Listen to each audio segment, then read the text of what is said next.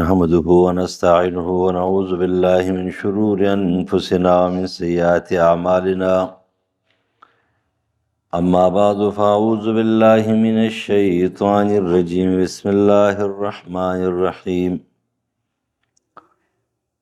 وما الحياة الدنيا إلا لعب ولهو وللدار الآخرة خير للذين يتقون فلا تعقلون.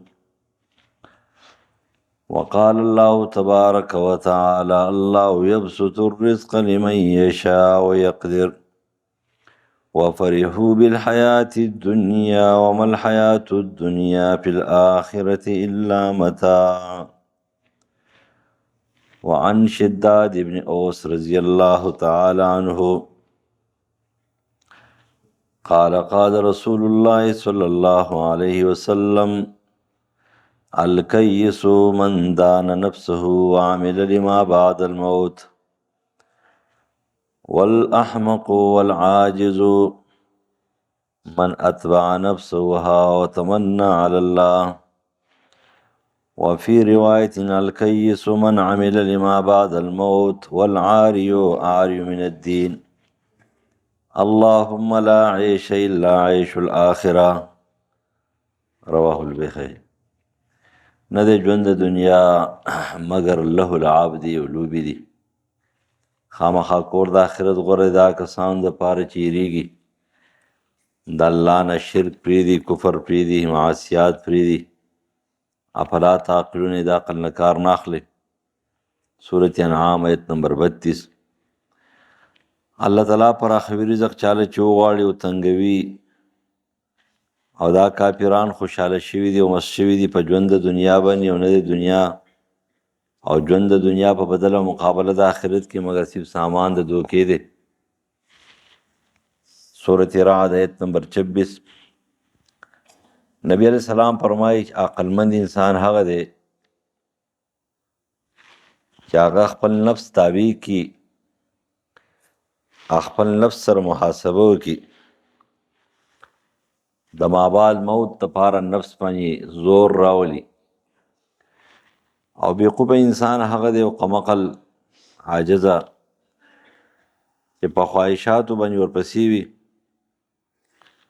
او بیا دا تمناګانې کوي او وایي چې الله تعالی غفور رحیم دی. نو دا قرآن او حدیث دا یو ټکی نه دی که نه، اصل کې دا خو یو جامع کتاب دی او جامع خبرې کوي. دا به ټولې را جمع کړي نو د هغې نه بیا خبره معلومه. داسې ورته به دغه یو ټکي ته ووایي چې الله غفور رحیم دی، نو شرک هم کوه او کفر هم کوه او د الله او د رسول بغاوتونه هم کوه، نو بیا قهار و جبار در نه پکې پاتې دی چې د الله عذاب شدید دی او د الله عذاب سخت دی. نو دا خو د بیوقوفه سړي کار دی چې هغې د قمقل وایي، عاجز ورته وایي چې دی به خواهشات ورپسې دی او دغه غفور رحیم ته ګوري او بیا دا تمنا کې الله به ما معاف کړي. نو ایمان دا د یو ټکي د رحمت ته امید نوم خو نه دی. ایمان چې کومه دی نو یو طرف ته د رحمت امید وي، نو بل ته به د الله خوف وي، یره به وي. کله چې یو سړي کې یره موجوده وي او د رحمت امید هم پکې موجود وي او عقیده یې ټیکه نو چې دی ګناهګار دی، نو په حقوق العباد کې الله تعالی د چا سمجوتې نه کوي، او په حقوق الله کې الله تعالی چې کوم معافي کوي چاله چې وغواړي لمن شاء. او په حقوق العباد کې الله تعالی د چا سره سمجوتې نه کوي، چې پیغمبر ته نه معاف کوي، شهید ته نه معاف کوي، نو بل څوک دی چې هغه ته د حقوق العباد معاف شي.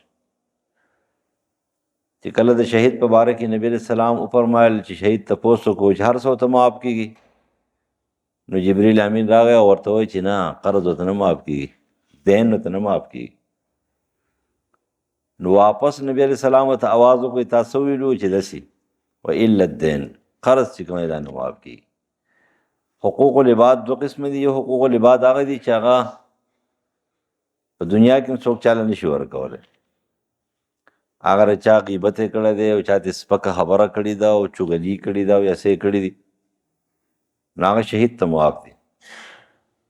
لیکن یو هغه مالیات دي چې هغه ادا کېږي قرضې دي، نو هغه قرضه به ورکوي بغیر د هغې نه هغه معاف کېدی نه شي، یا به طور د ادا کولو په دنیا کې، یا به طور د ادا کولو باندې په دنیا کې نه، آخرت کې هغه نیکۍ به ستا ورکړی کېږي، یا به د هغه بدۍ ستا باندې باریږي. او که ستا سره نیکۍ نه او د هغه سره بدۍ نه، نو هغه ته به الله تعالی د خپل طرفه ورکوي او د هغې په عوض کې به دومره سزا ته میلاویږي چې هغه د هغې حق چې کوم دی نو هغه حق پوره کړي. نو دلته وایي چې ژوند د دنیا نه دی مګر له لعب دی، بس یو کیل یو تماشا ده او خبره ختم. چې سړی مړ شي بس هر څه لاړ شي. انسان چې کله مړ شي نو تاسو ته پته لري بریتن ورته هېڅ شی نه پرېږدي.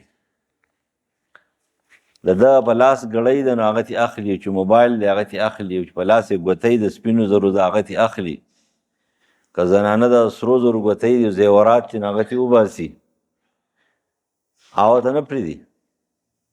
دا پیزار ترې لرې کړي، دا جرابې ترې لرې کړي، دا ټوپۍ او پکول او دا واسکټ او جاکټ او دا هر شی ترې وباسي. یا به کفن نصیب شي یا به نصیب نشي، دا هر شی ترې واخلي او بس دی هم دغه شان دي تنې تنها په دغه یو کفن کې چې کومه دی لاړ شي الله ته. نه په قبر کې د سره مال و دولت وي او نه ورسره څه وي. که غریب مړ کېږي نو هم دغه کفن او دغه یو څو فوټه ځمکه چې دی دا ورته میلاویږي، او که مالدار مړ کېږي نو هم دغه شان دي ورته میلاویږي. باغي او سرکش او ظالم مړ شي نو هغه هم دغه شان دي ځي.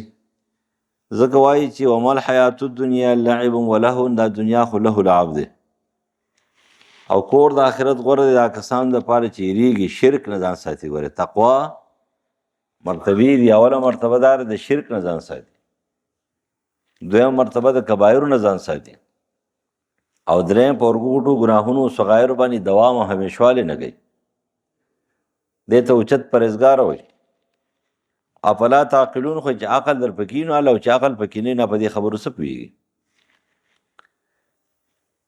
دا ډېر ګران کار یې که نه، مسلماني ډېر ګران کار دی. هر یو سړی وایي که نه زه زبرګ یم، او خپله زبرګي داسې پیش کوي چې ته به حیران شي. خو چې وروسته یې پته ولګي نو د زبرګۍ پته یې ولګي چې هلکه دا زبرګ، او بیا یو میدان دی په هغې کې د زبرګانو پته به هم لګي، او د دې حرام خورو به هم پته لګي، او د دې ظالمانو به هم پته لګي، او د مظلومانو به هم لګي، چې په هغه میدان کې بیا هېڅ شی نه چلېږي، نه څه پټېږي نه څه پټولی شي، نه چالاکي چلېږي او نه تاله به چالاکي درکړي.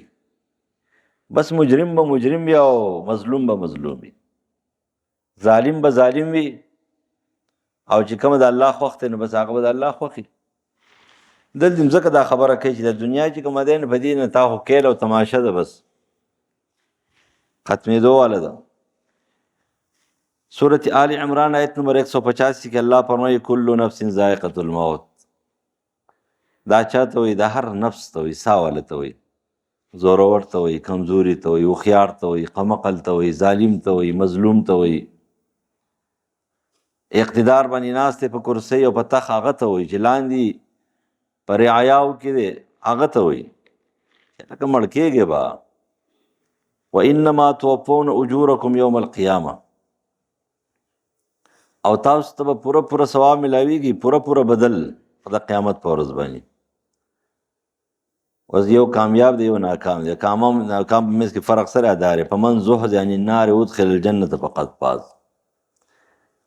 چې دا د جهنم نه په څنګ کړی شي او جنت ته داخل شي نو دغه کامیاب دی. وما الحیات الدنیا الا متاع الغرور، چې په دنیا باندې ځان خرڅ کړی وي او دنیا ته معبود ویلی وي نو د هغه دپاره چې کوم دی کامیابي نشته دی، ناکام دی. په دې وجه باندې د عقلمند او د بېقوفه تمیز نبي علیه السلام وکړو. ځکه رسول الله یو ځل وفرمایل چې ستاسو خپل مال خوښ دی او که ستاسو پردی مال خوښ دی؟ نو هر چا ویل، هر صحابي ویل چې خپل مال هم خوښ دی. نو ستاسو خپل مال دغه دی چې کوم وخوړو، کوم واغوستو، کوم په دې دنیا کې ختم کو او آخرت ته ذخیره شو، نو هغه صدقات دي د الله په لار کې ورکو. نو خو باقي د وارثانو مال دی.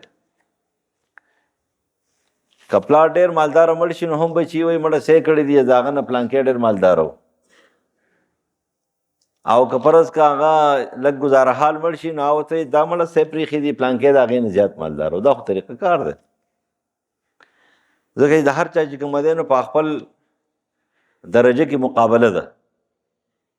خو د 1 کروڑ والو د 1 کروڑ سره مقابله ده او د 15 کروڑ د 15 سره ده او د 1 ارب د 1 ارب سره مقابله ده. نو چې کله مړه شي نو هغه څه وایي چې مړه سې پرېښي دي مونږ ته د پلانکي دومره مال دی په کار دی ډور یې هم ګټلی او خبر به نه چې هغه خپل ځان غر کړی دی دین او دنیا ته هم نه کتل او خپل دین چې کوم دی د پردي د میراث دپاره چې کوم تباه کړی دی د پردی دنیا دپاره.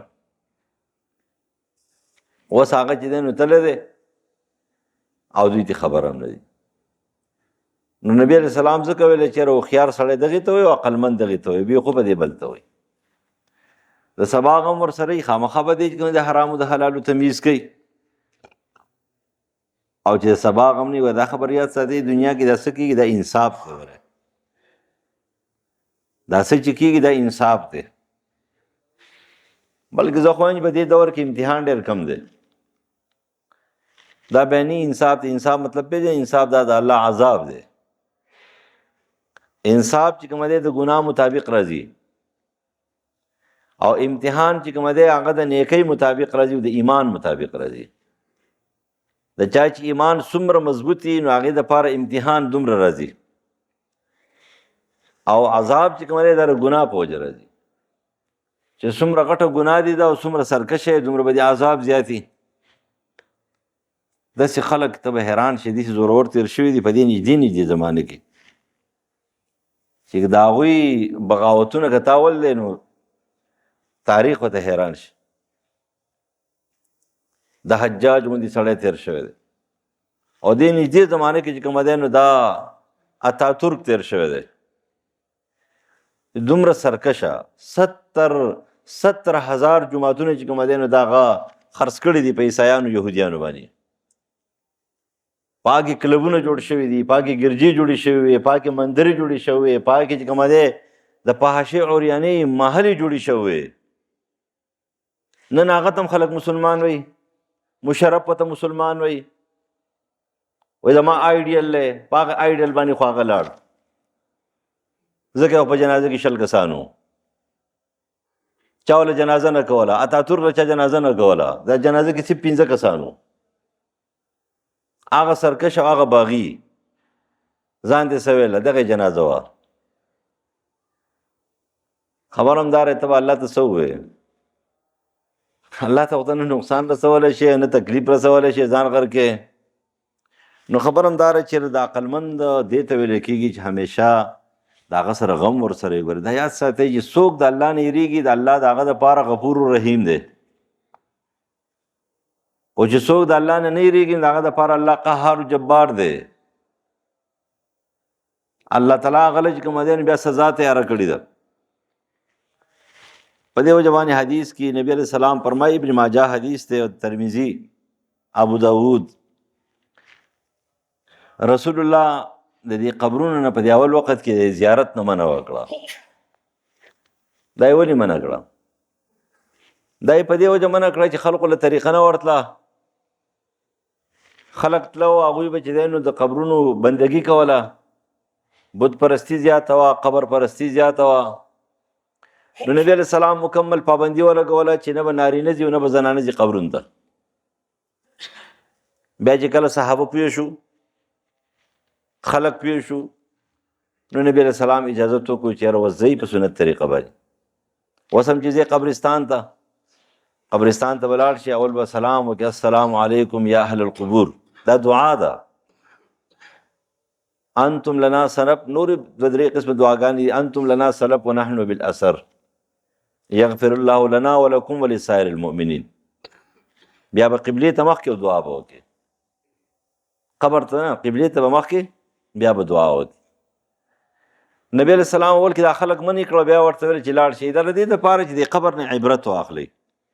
وی كنت نهیتکم عن زیارة القبور فزوروا القبور فزوروها په یو روایت کې فإنها تزهد في الدنيا وتذكر بالآخرة. چې اوس ځکه لاړ شي د قبرستان ته چې لاړ شي نه دین عبرت واخلئ. ځکه د قبرستان ته چې لاړ شي او ته د عبرت واخلې نو ته به دنیا نه بې رغبته شي، زاهد به شي.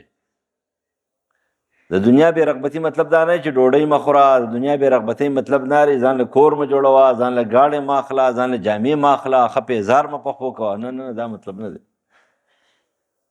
تزهد من دنیا مطلب دا دی چې ته په دې پوه شې دا دنیا د دنیا سره ده، د دنیا مطابق ګټل پکار دي، معبود تی جوړول نه دي پکار چې خپل ایمان پې خرڅ کړي. د حرامو د حلالو تمیز پکې پرېږدې نو دې ته ویل کېږي څه شی ناروا. چې حرام و حلالو تمیز کې، جایز و ناجایز تمیز کې، نو بیا د هغې دپاره چې کومه دی نو څه دی، بیا دنیا چې کومه دی نو ټیک ده، ښه ده. نو چې تاسو د قبرستان ته لاړ شئ او د عقل نه خلاص نه او غوایي نه، ځکه چې په قبرستان کې مړی ښخېږي او هلته پکې غوایان چې کومه دی ګپونه لګوي، بل لکنده کني او دلته کنځري کوي، بل لکنده کني او دلته غول خوري، ګړې وړې وایي. نو دا خو په دغه وخت کې زه خو چې ژوندی پکې سملی وي په دا خاوره ورواړې چې ورته وایي چې بچي اوس تیار شه. عقل نه خلاص هغه سوچ خو ختم شوی دی. هلته کنده کني قبر کني بل لپاره او ورته وایي هلکه دومره اوږد دی او دومره لنډ دی او دارې دومره اوږد که او داسې جور که او داسې که او داسې که او په خپله بېغمه دی. داسې بېغمه دی چې د سر نه مني هم نه دا کومه خبرې چې کوي. نو نبي علیه السلام ته قبرستان ته لاړ شي که نه هلته به وګوري چې هلکه دا خو په دې کې ډېر غټ خلک پراته دي، دا خو د پلانکي قبر دی او چې هلکه دا خو ډېر ښه سړی وایي دا خو پلانکی دی ایله وایي دنیا دې خالي شوې ده، دا خو پلانکی دی ډېر زیات زورور و، دا خو ډېر کمزوری و، دا خو ډېر مالدار و، دا خو ډېر غریب و، دا خو ډېر عظیم سړی و، دا خو ډېر بیکاره سړی و. خو دې خېټې او دې خاورې ځان ته راښکودلې دي او لاندې یې بله دنیا آباده کړې ده چې په هغه بله دنیا کې کم خلک دی که نه په هغې ټول یو دي، یو شانتي دي. خو چې په دې بره دنیا باندې اوسېږي که نه نو څوک ځان ته چې کومه دی نو فرعون وایي، څوک ځان ته نمرود وایي، څوک ځان ته قارون وایي او څوک ځان ته عاجزه مسلمان وایي کمزوری. نو فإنها تزهد فی الدنیا چې ته کله دې قبر ته وګورې دې قبرستان ته لاړ شي دا واقعي سړی د دنیا نه بې رغبته کوي. وتذکر بالآخرة او سړی ته سبا یادوي، آخرت ورته یادوي، د آخرت غم ورسره فکر آخرت ورسره پیدا کوي. د دې نبی علیه السلام فرمایي کفا بالموت واعظا وکفا بالیقین غنا. امام طبرانی نقل کوي نبی علیه السلام فرمایي دا مرګ پوره نصیحت دی، بس پوره. کفا بالموت واعظ دا پوره نصیحت دی. خو د نصیحت یو څوک چا کې وي که نه، یو سړي کې خو څه عقل وي که نه نو هغه ته نصیحت اخیستی شي. او چې پکې سوچ نه فکر نه عقل نه څه نصیحت والی، مړي دي او قبرونه دي او جنازې دي او خبره ده، بس خبره ختمه شو. د دې وجه نه مرګ دپاره چې کومه تیاري پکار ده. نبي علیه السلام ته الله تعالی فرمایي چې دا انسانان د مرګ نه چې تښتېدلې اینما تکونوا یدرککم الموت ولو کنتم فی بروج مشیده. سورة النساء آیت نمبر 77 کې الله فرمایي چې دا مضبوطي قلاګانې تا نشي بچ کولی. د ځان دپاره داسې بینکرې جوړې کړې دي چې هغه هر قسم پروف دي، هر قسم، هیڅ شی پې اثر نشي کولی. نو ته وایې چې هلکه زه به بچ شم د مرګ نه، نو دا چېرته کېدلی شي؟ د مرګ نه بچاو خو ناممکن دی. د هغې دپاره خو د لارې کوڅې ضرورت نشته دی. یعنی کومه فرشته چې په تا پسې مقرر ده تاله درځي، نو که ته دروازې بندې کې نو هم به درځي، او که ته به بینکرو کې ناست نو هم هغې ته د دروازې ضرورت نشتی، د بندې او د کلاو ضرورت ته نشتی، هغې ته د دې ضرورت نشته چې دروازې بنده کړله نو دی به نشي راتلی. خوا ته چې کومه دی نو سپي ناست نه به راځي که نه. هغه شیخ الهند محمود الحسن رحم الله یو ځل خبره کوله چې یاره کوم ځای کې سپی وي نو هلته فرشتې نه راځي د رحمتو. نو هغه یو کس ویلی چې زه ټیک ده بیا خو موږ سپی خوا ته وتړو مرګ به هم نه راځي، یا البته پسې به هغه فرشته راولېږي چې کومه د سپي نه چې کوم دی روح هلي. بس سړی غلی شو. دا د چا ویلي دي؟ هغه فرشته به ورپسې الله راولېږي چې د سپي نه روح هلي، نو ته هم سپی یې نو ستا نه به هم روح والي. لکه ستاسو د ډېر سپو نه چې کوم دی روح اخیستی که نه، سپي خوا ته ناست و، 2 سپي خوا ته ناست و، هغه پروف کور په اسلام آباد کې جوړ کړی و، لیکن چې کله مړ کېدو نو خواته دوه سپیناسو دغه ستاسو صدر اعظم. مرګ نه تېښته چېرته کېږي. ولو کنتم فی بروج مشیده. سورة اعراف آیت نمبر 33 کې الله فرمایي چې دا مرګ اټل دی او دې کې څه چل ول نه کېږي. که ته ورته ډېر چې دی نو دا مشینونه ولګې او دا ساه اخلي وي ژوندی دی، نو که ته ورته دا ونه لګې نو هم به دغه خپل ټیم پوره کوي. مرګ د پاره یو کم سل اسباب دي، خو مرګ په خپل ټیم راځي. د دې مطلب دا نه دی چې یو سبب ختم شو نو بل او بل سبب ختم. که اسباب دي استعمال کړه نو عمر به 200 کالی، او که اسباب دي استعمال نه کړه نو عمر به 80 کالی. نه دا مطلب نه دی.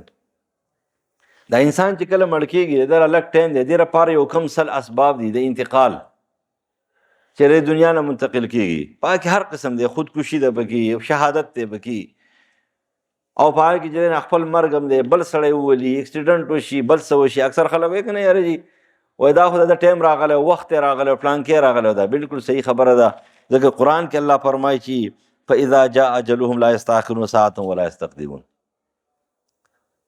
دا خبره بالکل ټیک ده، دې کې څه شک نشته. خو دې لپاره یو کم سل اسباب الله پیدا کړو. یو سبب پکې دا و چې که تا صحیح ډرایوینګ کولی، په صحیح طریقه باندې ډرایوینګ سوچ او فکر سره برابر کړی، سړی به تا نه وجلی. دا هم په دغه قضیې کې په خپله مړ کېدی، خو ستا ډریوري ټیک نه وه. او که هغه غلطي وه چې یو دم یې تا ته رامنډه کړه، ته صحیح روان وې، نو دا د هغه غلطي وه. که فرض که هغه دا غلطي نه وی کړې، په دغه ټایم به دې په خپله مړ کېدی. خو دا غلطي وکړه، ګاډي ته ځان نه واچ. او که ستا وه نو ستا غلطي ده، ځکه د ډرایوینګ چې کومه دی چې کومه ګاړو ماړو باندې څوک دا قتلي خطا دی، دیت به ورکوي، اما کفاره کوي. دا ولې؟ ځکه چې دا ستا سره یو سبب در سره دی، اله د مرګ در سره ده، او تا غلطه استعمال کړه. ته پوره ماهر نه وې، تا غلط استعمال کړه. دا مطلب دې نه دی چې هلکه اسباب دي نو بس سړي عمر به زیاتېږي، او که نه دا نه وي نو عمر به کم وي. نه، عمر به هم هغه وي. لہذا مرګ چې کومه دی دا پوره نصیحت دی زموږ دپاره. په دې وجه دا جنازې او دا مړي او دا غمونه چې روان دي، عبرت یې اخیستل پکار دي. یو ورځ به دا هر څه ختم شي، دا بوډاوالی، دا ځواني او دا مرګ، دا داسې بې ټایمه راځي چې سړی دې خبره ونه شي. ځواني دا ماشوم دی چې بله اوس ګوره برې ته راختري، او بوډاوالی وایي زه ځوان یم ځان کله په رنګونو ځوانوي، کله په نکریزه ځوانوي، کله په سڼه سترګه ځوانوي. خو ځواني نشته دی، دا په یختو مختو بدلولو خو ځواني نه راځي، الا دا چې یو ظاهر کې خلقو ته دوکه ده. نور داسې نه روا ځان له خبره په خپل ځای باندې ده. خالص تور رنګ مه استعمالوي، باقي رنګونه چې غلط نه وي، څښا پلیت نه وي، باقي څه نشته دی.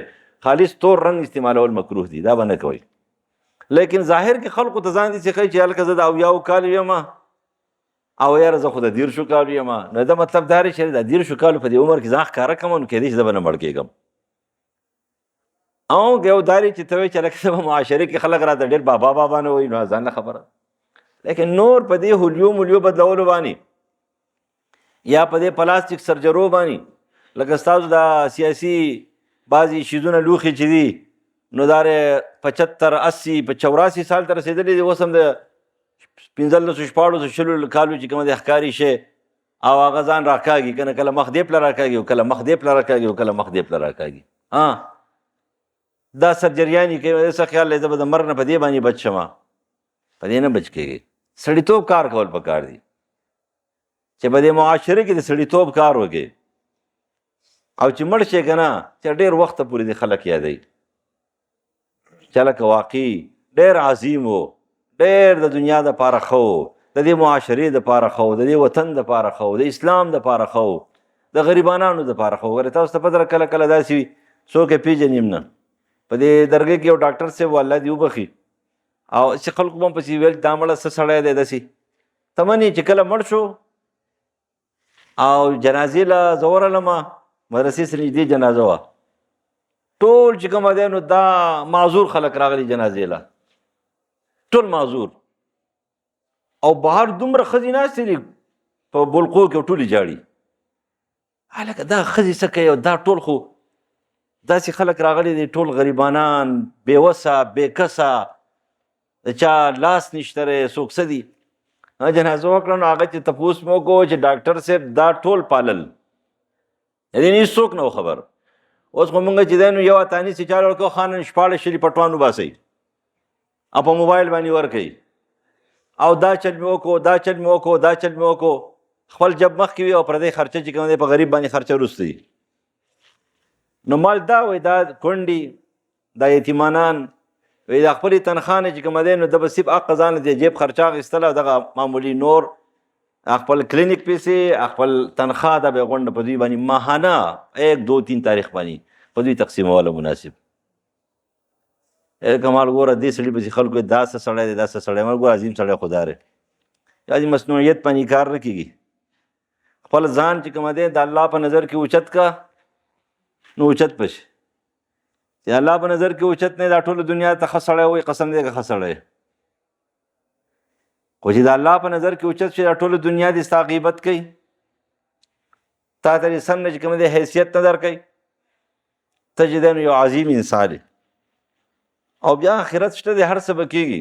داسې نشته چې یاره یو سړی وایي زما عمل به خرابېږي، ضایع کېږي به. د نیکۍ او د بدۍ دپاره داسې یو سخترین یو آډیټ دی چې قرآن د هغې په باره کې فرمایي سورة الزلزال فمن یعمل مثقال ذرة خیرا یره ومن یعمل مثقال ذرة شرا یره. چې ګره ذرې برابر، دا ور ډېره سخته خبره ده. یعنی د الله تعالی احتساب څومره سخت دی. دا ستاسو احتساب خو نه وي، ستاسو په اسمبلی کې چې کوم دی بل پاس شو چې 50 کروړ پورې غلي نو هغه ته به غل نه وایو، او چې د 50 کروړ نه بره غلي نو هغې ته به غل وایو. یې لکه عجیبه غوندې خبره. تاسو خو د الله تباه او برباد کي، ذلیل او رسوا شي دغه سرکاري او دغه پلانکي چې غرق او پرق شي. ستاسو تاڼه خو چې کومه دی نو اتانیز والا غل نیسي، هغه ته غل وایي. 50 کروړ خو هم لاړه. په بازار کې ټماټر والا مجرم دی، ګاړی غلطه ودروله. لیکن غټ بلډینګ چې کومه دی په روډ کې نه، په سرکاري ځمکه کې جوړ کړی دی، پلازې جوړ کړی، مجرم نه دی. 50 پلاټونه والي دي، مجرم نه دی. 1 انچې والا مجرم دی، 1 انچې والا مجرم دی. خو لیکن هغه 1 انچې والا چې څومره جرم کړی دی نو هغه څه جرم دی، چاته څه نقصان رسېدلی نو بس په هغه پسې ورپسې شه ګرفتار کا. لیکن چې کوم هغه اوښانې په بډه کړي دي نو هغې ته څوک نه ویلې کېږي. 458 غله ستاسو په پاکستان کې دي. د نن 10 کاله مخکې ستاسو نیب چې کوم دی د هغې پریست ورکړی. 458 غله، یو غل چې کوم دی نو هغه د 40 روپو نه زیاته غلا کړله. اوس هغه نیب څه شو او 460 غله څه شو؟ د هرې پارټۍ غله پکې شته. څه شو؟ هغې ته اوس غل نه وایي او یېرېږي نه. خانه را به شي عمرې له به تره یو خانه عمرې کې بس پیمې چې کومه دی نو خړي کې او خاندي به او جاړي به او قڼي به سسئ او یاره ما عمره وکړه. یک دې ککرۍ ته دي ګوره د کړه کړمي زبانو ستاسو عمرې قبلېږي، حرام خورو عمرو له به ځي او دلته به چې کومه دی نو هر څه والي. دا زموږ حل دی، یاره نشته دی. نو ځکه درته وایي چې خفه کېږه ما په من یعمل مثقال ذرة خیرا یره. دومره کلک احتساب دی سره پاکستان نه به د پاکستان قانون نه دی، بلکې سخت احتساب دی. ذرې برابر خیر او د ذرې برابر شر د دې احتساب به کېږي. د الله سره 3 دفترې دي. یو دفتر او دیوان چې کومه دی هغه د عقیدې دی. چرته الله تعالی نه معاف کوي که شرک و، که دا د پیغمبر پلار دی، که دا د پیغمبر تره دی، که دا د پیغمبر ښځه ده، که د پیغمبر مور ده، که د پیغمبر زوی دی او لور ده. خو شرک چې کوم نه معاف کوي تر دې چې الله تعالی پیغمبر ته وایي لئن اشرکت لیحبطن عملک. نو د عقیدې خبره چې ده نو دا خو معافي چرته هم نشي کېدی. دا خو بغاوت دی او د باغي دپاره تاسو په وطن کې او په دنیا کې چې کوم دی عمر بر جیل دی نو عمر بر سزا ده وله. دویم دفتر دی هغه حقوق الله کې دی. د حقوق الله دفتر دا دی چې الله تعالی چا دپاره وغواړي معاف کوي او چا دپاره وغواړي نه معاف کوي. په دغه کې الله تعالی غفور رحیم دی، بس اکثر معاف کوي. لیکن یو حقوق العباد دفتر دی چې الله تعالی وایي په دې کې زه چا سمجوتې نه کوم. دا د دې بنده حق دی، تاتیواله دی. ستا سره 3 صورت دي. دنیا کې ادا کړی خو ټیک ته د مرګ نه مخکې ادا نه شو، دنیا موجوده ده، ستا بچو ادا کو، بل چا ادا کو، بیا هم لاړه خبره، معاف شو. هیڅ چا ادا نه کو، نو په آخرت کې به ته درې خبرې متوجه کېږي. د ده نیکۍ به اخلي، هغه له به ورکوي، دی به بې نیکو پاتې کېږي، جهنم ته به ځي، بیا به هم ځي که نه. د هغه بدۍ دي هغه به اخلي، دله به ورکوي، هغه به د بدو نه بغیر پاتې شي، جنت ته به ځي، دی به د بدو سره جهنم ته ځي. او که فرض که د هغه بدۍ نشتي او د ده نیکۍ نشتي، بیا به څه کېږي؟ الله تعالی به هغه چې دی نه د دې په برابر بدل ورکړي، او څومره سزا چې د هغې د نه بدله ورکوي. په حقوق العبادو کې ور الله چا سمجوتې نه کوي، بنده حق دی دا به ورکوي. لیکن تاسو عجیبه خبره، تاسو ته پته ده زه چې څومره دلته خبرې کوم نو تاسو ټول پرې دماغو کې وایي دا یې ده ته وویله، دا یې ده ته وویله، دا یې هغه ته وویله، دا یې هغه ته وویله. که تا ته مې ویلي دي، ځان ته مې ویلي دي، اول ځان ته ویم پسې تاسو ته ویم، هر یو سړي ته ویم، نو دی به زر څه وایي دا یې هغه پلانکي ته وویله، دا یې هغه پلانکي ته وویله. په زړه کې ته وې، ما ته نه شي ویلی، ته په زړه کې وې چې دا یې هغه ته ویله. وایې که نه؟ کله چې داسې خبره واورئ تاسو خپل ګاونډي ته لاړ شئ، خپل ورور ته لاړ شئ، خپل تربور ته لاړ شئ، خپل ترزوي ته لاړ شئ، خپل خاندان ته لاړ شئ، خپل ځان پرېږدئ. تاسو څومره والي دي؟ که تا والي دي لږې والي دي هم غلی، او که ډېرې والي دي هم غلی. هغه خپل ځان ته ګورې، هره خبره خپل ځان باندې اچوئ، خپل ځان دې جوړ کو، بیا به نور انشاءالله جوړېږي. مونږ خپل ځان چې کوم نه جوړو، الله تعالی دې مونږ سره غم پیدا کړي د آخرت، او الله دې زموږ سره غم پیدا کړي د الله د حقوقو د رسولو، د بنده د حقوقو نه ځان ساتلو، چې سبا له ستومانه او پریشانه نه یو. او الله تعالی دې موږ معاف کړي. وما علینا البلاغ.